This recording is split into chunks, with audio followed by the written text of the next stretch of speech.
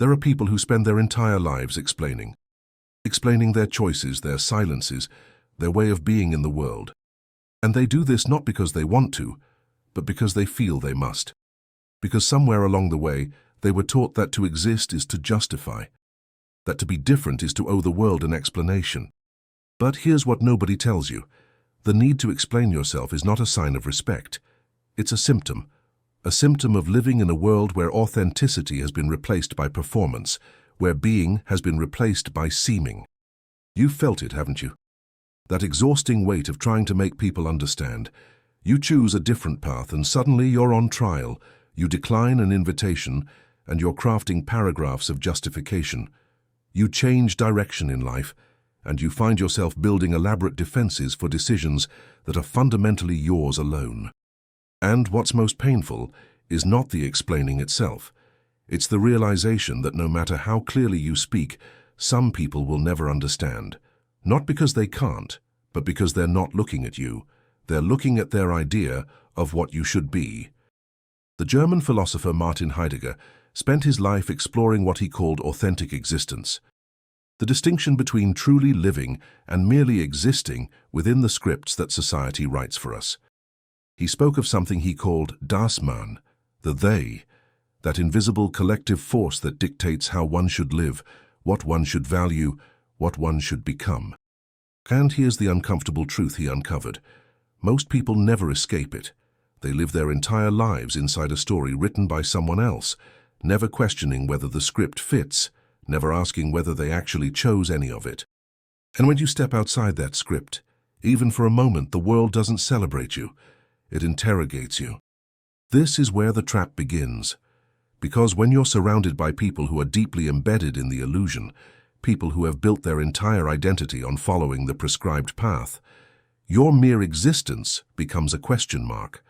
Your authenticity becomes a threat, not to them really, but to the story they've been telling themselves about how life must be lived. And so they ask you to explain. They ask you to justify. They ask you to make your freedom make sense within their cage. And here's what you need to understand. It's impossible. You cannot translate authentic living into a language designed for conformity. You cannot explain depth to someone who has only ever lived on the surface. You cannot describe the ocean to someone who has never left the shore, and more importantly, who has convinced themselves that the shore is all there is.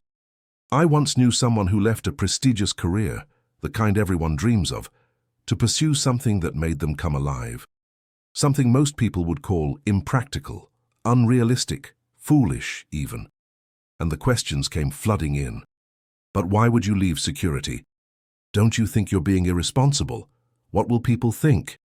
Each question was presented as concern, but beneath it was something else entirely. Fear.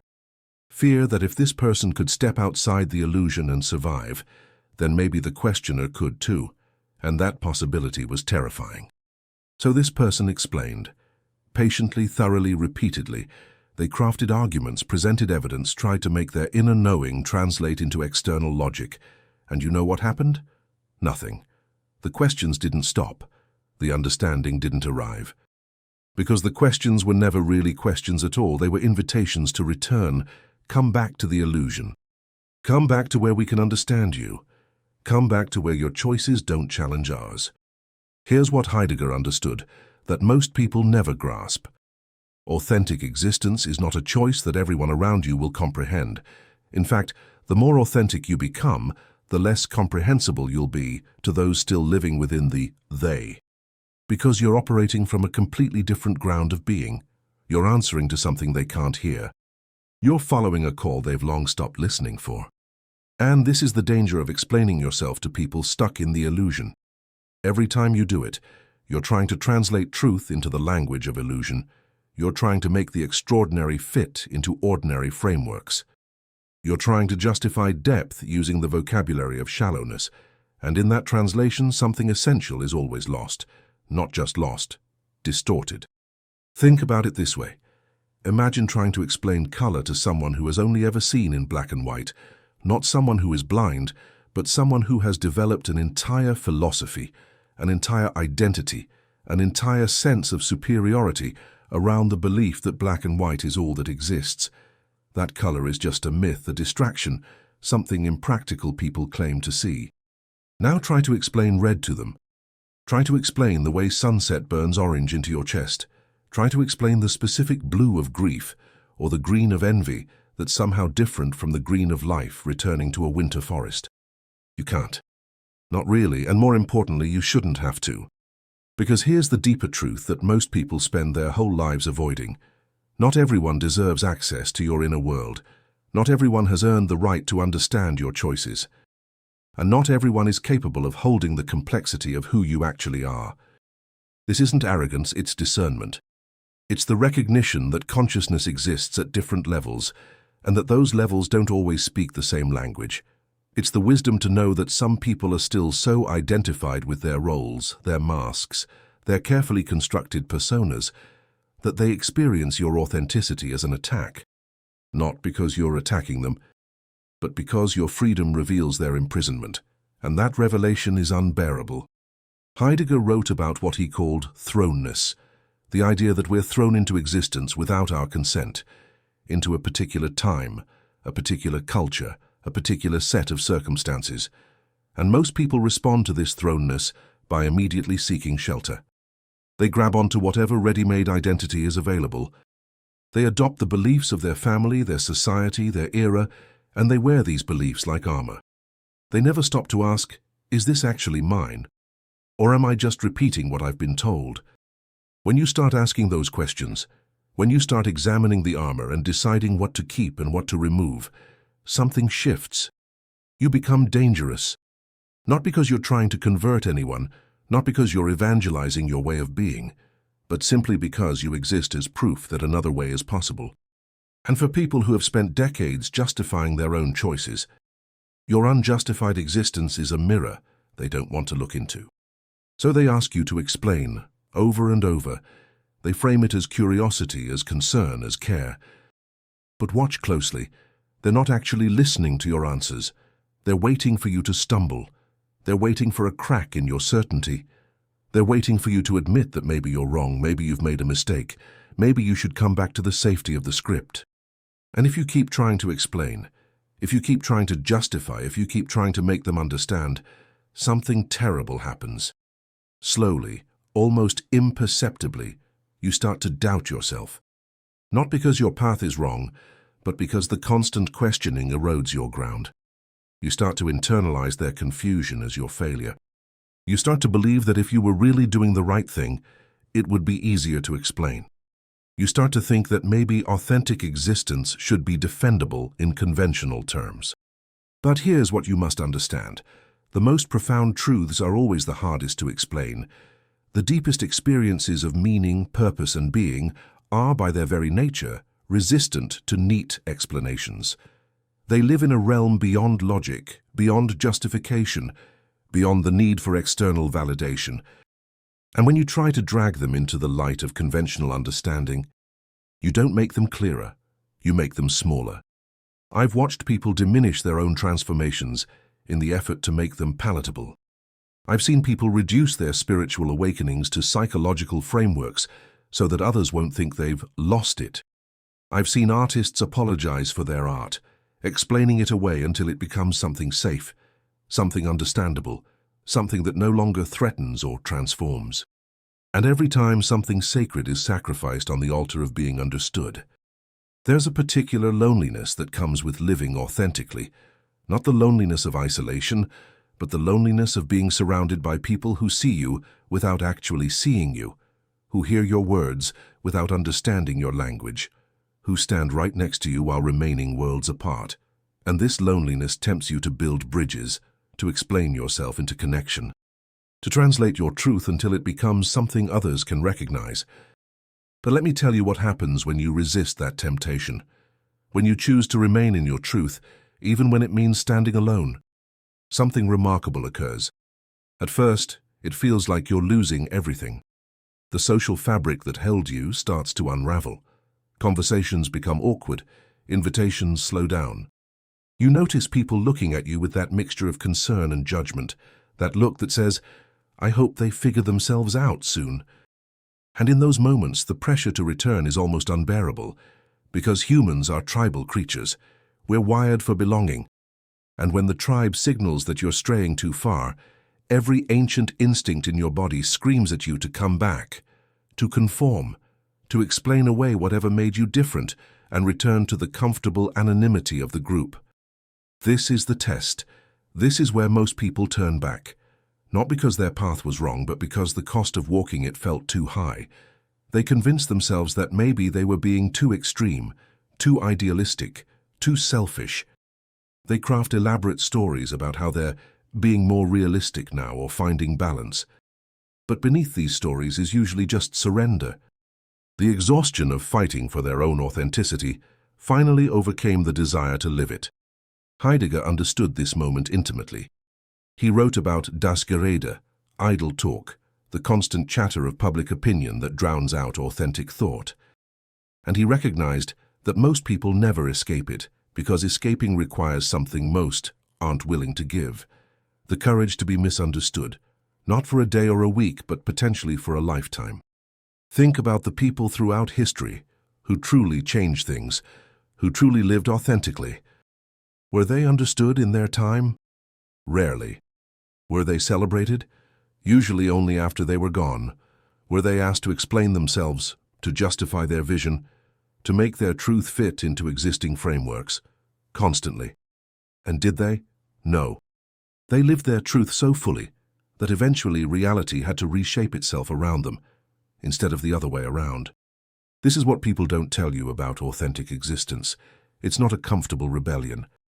It's not you against the world in some heroic battle. It's quieter than that, and in many ways, harder. It's you continuing to choose your path when everyone around you has moved on to more sensible things. It's you holding your truth when no one is watching, when there's no applause, when there's nothing but your own inner knowing, to confirm that you're on the right track. And here's what you discover in that space. The opinions of others become background noise, not because you become arrogant or indifferent, but because you found something more valuable than their approval. You found your own center. You found the place inside you that remains steady regardless of the storms of opinion swirling outside. And once you've found that place, explanations become irrelevant, not because you refuse to give them out of spite, but because you genuinely no longer need to.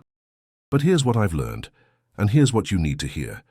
Some gaps aren't meant to be bridged, some distances are necessary, some misunderstandings are actually protections, keeping your pearls from being trampled by those who have no capacity to recognize their value.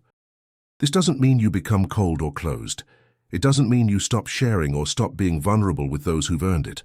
But it does mean you develop what the ancient traditions called discernment, the wisdom to know who can hold your truth and who will weaponize it. The clarity to recognize who's asking questions out of genuine curiosity and who's interrogating you, because your freedom disturbs their comfort. Heidegger talked about being toward death, the idea that authentic existence requires confronting your own mortality, your own finitude, and when you truly grasp that your time here is limited, something remarkable happens. You stop wasting it on explanations that lead nowhere. You stop spending your precious days trying to make people understand who you are when they're fundamentally not interested in understanding, only in judging.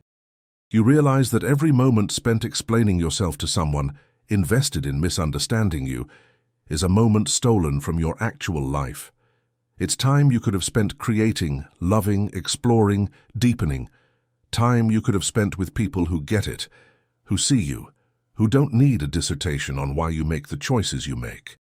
And here's the beautiful paradox. The moment you stop explaining, the moment you simply live your truth without justification, something shifts. Not in everyone. Some people will remain confused, resistant, even hostile. But in the right people, in those who are ready, in those who are searching for permission to live authentically themselves, your unexplained existence becomes a beacon. It becomes proof that another way is possible. It becomes an invitation that requires no words. Because authenticity is contagious, not through arguments or explanations, but through presence, through the quiet power of someone who has stopped performing and started being, through the magnetic quality of a person who has reclaimed their life from the tyranny of other people's expectations. Think about the people who have most influenced you, who have most inspired you to question your own scripts and assumptions. Chances are they didn't convince you through lengthy explanations. They didn't argue you into transformation. They simply lived in a way that made you question whether you were truly living.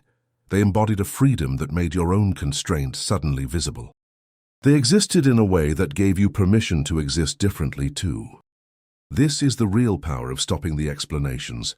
You're not just reclaiming your own energy and time. You're also offering something far more valuable than justifications. You're offering a living example. You're saying, through your actions rather than your words, yes, you can step outside the script. Yes, you can trust your own inner knowing. Yes, you can build a life that makes sense to you, even if it confuses everyone else. But this path requires courage, real courage.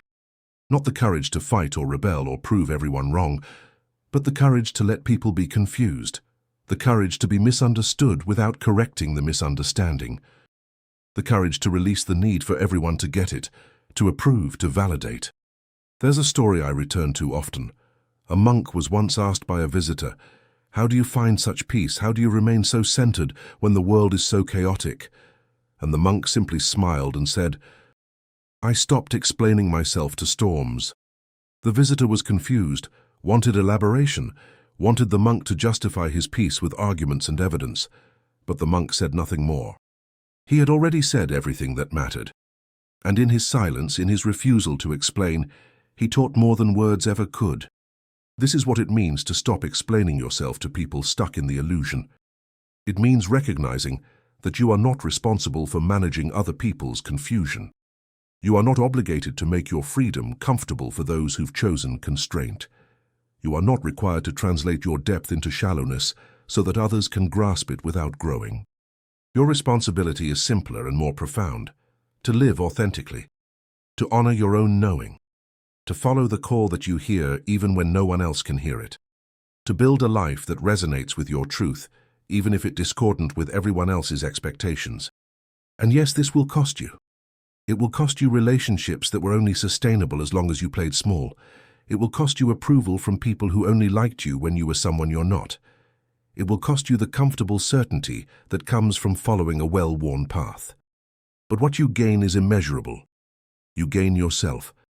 Not the self that was given to you, not the self that was expected of you, but the self that you actually are beneath all the scripts and roles and performances. You gain the possibility of a life that is genuinely yours. You gain mornings where you wake up and recognize yourself in the mirror. You gain the peace that comes from alignment, from integrity, from living in accordance with your own deepest truth. And this isn't some distant abstract achievement. It's lived in the smallest moments. It's the way you no longer flinch when someone asks you to explain your choices. It's the way you can sit comfortably in silence when someone expresses confusion about your life. It's the way you stop editing yourself before speaking, stop calculating how your truth will land, stop managing the reaction of everyone in the room before you've even opened your mouth. There's a specific kind of exhaustion that comes from constant self-monitoring, from living your life like a chess game, where every move must be defensible, every choice must make sense to an invisible jury, and there's a specific kind of energy that returns when you put that burden down, when you realize that your life doesn't need to make sense to anyone but you, when you understand that the only approval you actually need is your own. This realization doesn't make you isolated or cold. If anything, it makes you more genuinely available to others. Because when you're not spending all your energy managing perceptions and crafting explanations, you actually have energy left for real connection, for meeting people in truth rather than in performance, for relationships built on mutual recognition rather than mutual validation of illusions. The irony is that the very thing people fear, that authenticity will push everyone away, often brings the right people closer, because there's something magnetic about someone who has stopped performing, something peaceful about someone who doesn't need you to understand them in order to feel secure in themselves, something deeply attractive about a person who has found their center and isn't constantly seeking external confirmation that they're on the right path. Heidegger called this resoluteness, the courage to be who you are in the face of all the forces that want you to be something else. It's not stubbornness. It's not defiance for its own sake. It's the profound commitment to your own authentic unfolding. even when that unfolding makes no sense to anyone else. And here's what becomes clear when you stop explaining. The people who are meant to understand you will understand you without explanation. They'll recognize something in you that resonates with something in them. They'll see you without you having to make yourself visible. They'll get it because they're speaking the same language, even if that language has no words. These are your people, not the ones who demand justification, but the ones who meet you in the space beyond justification. Not the ones who need you to make sense in their terms, but the ones who trust that you make sense in your own. Not the ones who shrink from your authenticity, but the ones who expand in response to it. And when you find these people, when you build your life among them, you realize something that changes everything. You were never actually alone. You just couldn't see the others while you were busy trying to explain yourself to people who were never going to understand anyway. There's a lightness that comes with this realization. A spaciousness. You stop carrying the weight of everyone's confusion. You stop trying to be a bridge between different worlds. You simply inhabit your world fully, and you trust that the right people will find their way to you. Not because you've convinced them, but because authenticity has a frequency, and those who are ready to hear it will tune in. This doesn't mean you become indifferent or disconnected. If anything, you become more deeply connected, but more selectively. You invest your relational energy in those who can actually receive it, rather than scattering it among those who are using your explanations as entertainment or ammunition. You go deep with the few, instead of shallow with the many. And in this depth, you discover something beautiful. Real understanding doesn't require explanation. It requires presence.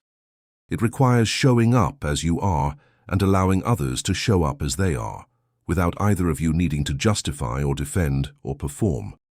It requires the radical trust that what is real will recognize itself in the real, and what is illusion will simply fall away. So when you feel that familiar pressure to explain, when someone's confusion or disapproval or skepticism starts to make you doubt yourself, pause, take a breath, and ask yourself, is this person actually asking to understand, or are they asking me to justify? Are they curious about my path, or are they threatened by it? Are they willing to meet me where I am, or are they demanding that I return to where they are? And if the honest answer is the latter, if you realize you're being asked to shrink to return to explain away your growth, then practice something revolutionary: silence. Not hostile silence, not defensive silence, but the serene silence of someone who knows their own truth so deeply that they don't need to defend it. The peaceful silence of someone who has released the need to be understood by everyone in order to be understood by the right ones. Let your life be the explanation. Let your peace be the argument. Let your growth be the justification, and trust that this is not only enough, it's everything. Because at the end of your life, you won't be measured by how well you explained yourself to others. You'll be measured by how fully you lived as yourself, how courageously you followed your own path, even when everyone around you was pointing in a different direction, how much you trusted your inner knowing, even when the outer world offered no validation. This is the invitation Heidegger offers us, to live authentically in a world of illusion, to be resolute in our own becoming, to stop asking permission from those who are still asking permission themselves. It's not easy. It's perhaps the hardest thing any human can do, but it's also the only thing that truly matters. So stop explaining yourself to people stuck in the illusion, not out of arrogance, but out of love for your own finite, precious existence, not to punish them, but to free yourself. Not because they don't matter, but because your authentic life matters more than their comfortable misunderstanding. Let them wonder. Let them question. Let them be confused. Your job is not to clear up that confusion. Your job is to live so fully, so authentically, so aligned with your deepest truth that you become a lighthouse for others who are ready to find their own way home. And in the end, that's all any of us can do. Shine our light and trust that those who need to see it will. The rest will remain in the darkness, not because we abandon them, but because they're not yet ready to see. And that's okay too. Their journey is their own, just as yours is yours.